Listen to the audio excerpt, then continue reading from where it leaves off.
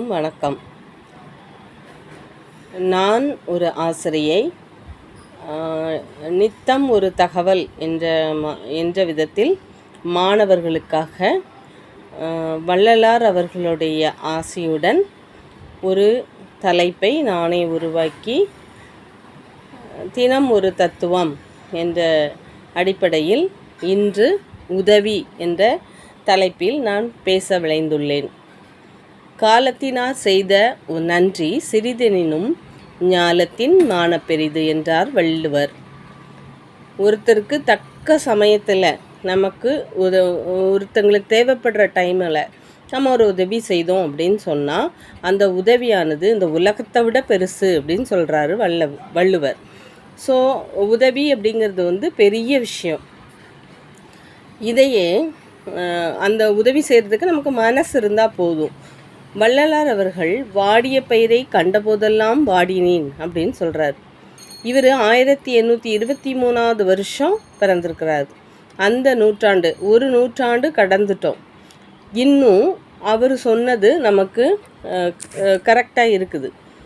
வாடிய பயிரை கண்டபோதெல்லாம் வாடினேன். பசியால் வாடும் மக்கள், நோயால் அவதிப்படுபவர்கள் என அனைவரையும் கண்டு வருந்தி அவர்களது துயரத்தை தனது துயரமாக்கி அவர்களுக்காக வருந்துவதாக கூறியுள்ளார்.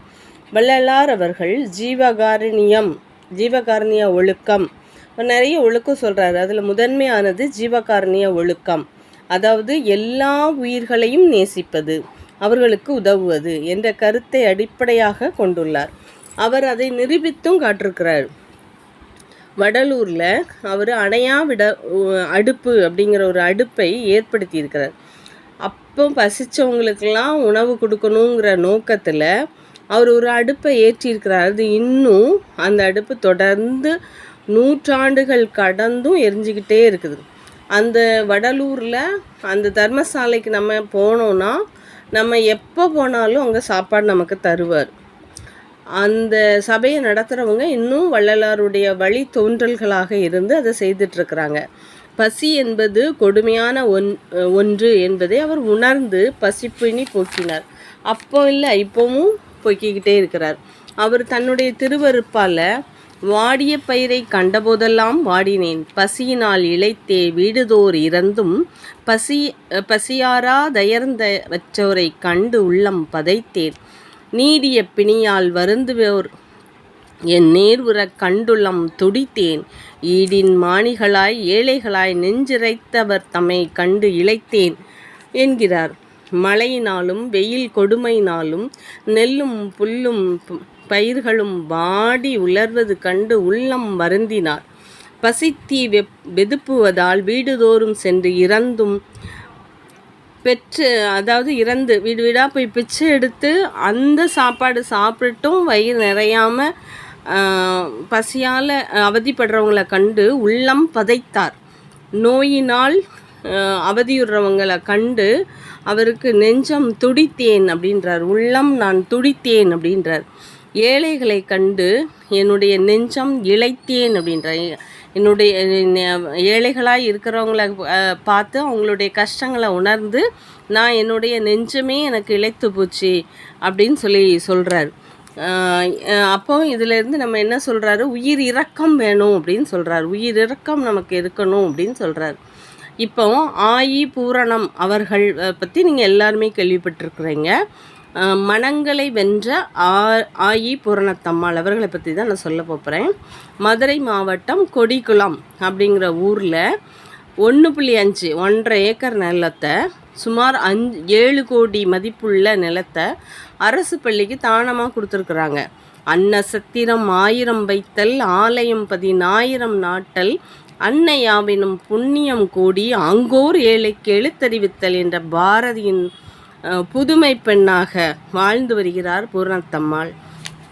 உதவி செய்யணும் அப்படிங்கிற மனம் நமக்கு இருந்தால் போதும்.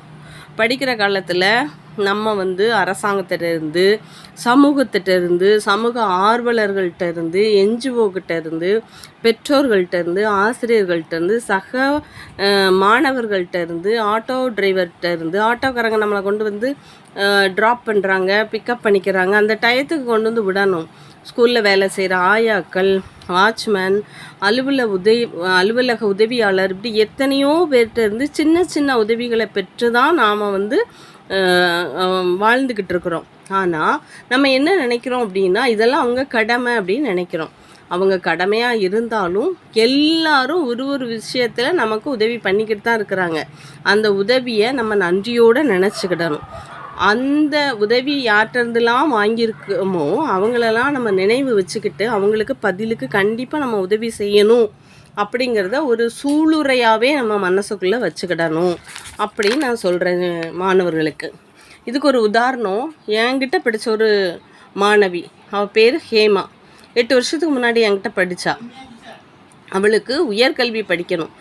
அப்படி ஒரு ஆசை. அவங்க அப்பாவுக்கு உடம்பு சரியில்லை. அந்த டயத்தில் அவளால் படிக்க முடியல. அப்போ எனக்கு எப்படியா உதவி பண்ணுங்க அப்படின்னு சொல்லி வந்தாள். நாங்கள் ஒரு 3 டீச்சர்ஸ் சேர்ந்து அவளை படிக்க வச்சோம். அப்போ அவள் வந்து கேட்டா, இதுக்கு நான் பதிலுக்கு என்ன மிஸ் செய்வேன் அப்படின்னு சொல்லி கேட்டா.